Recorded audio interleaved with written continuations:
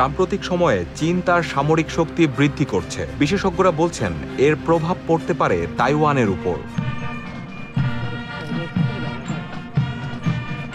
গত মাসে তাইওয়ানে নতুন সরকার গঠনের পর থেকে চীনের সামরিক বাহিনী তাদের শক্তি প্রদর্শন শুরু করেছে।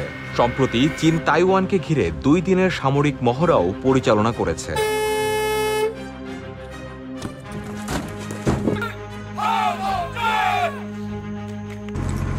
এই গরমে ওয়ালটন এয়ার কন্ডিশনার এক্সচেঞ্জ অফারে স্প্লিট এসিতে 23,400 টাকা পর্যন্ত এবং কমার্শিয়াল এসিতে 42,822 টাকা পর্যন্ত নিশ্চিত ছাড়।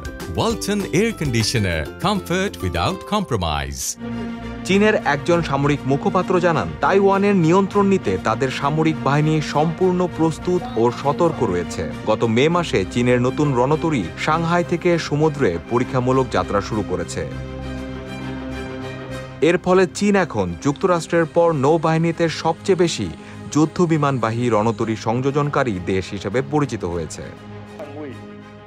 তাইওয়ানের প্রেসিডেন্ট লাই চিং-তে বলেছেন, তাইওয়ানের জনগণকে শাস্তি দেওয়ার ও তাদের অধিকার খর্ব করার কোনো এখতিয়ার চীনের নেই। তাইওয়ানের স্বাধীনতার কট্টরপন্থী সমর্থকদের মৃত্যুদণ্ড দিতে চীনের হুমকির পরিপ্রেক্ষিতে গত সোমবার তিনি এ কথা বলেন।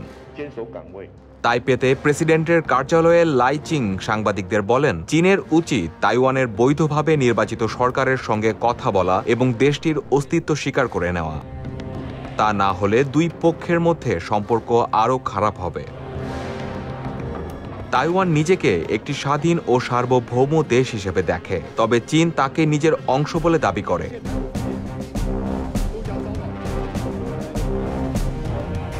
চীন গত 8 বছর ধরে স্বশাসিত তাইওয়ানের প্রতি হুমকি বাড়িয়ে চলেছে এবং প্রয়োজনে শক্তি প্রয়োগের মাধ্যমে তাইওয়ানকে মূল ভূখণ্ডের সঙ্গে যুক্ত করার কথা বলে আসছে।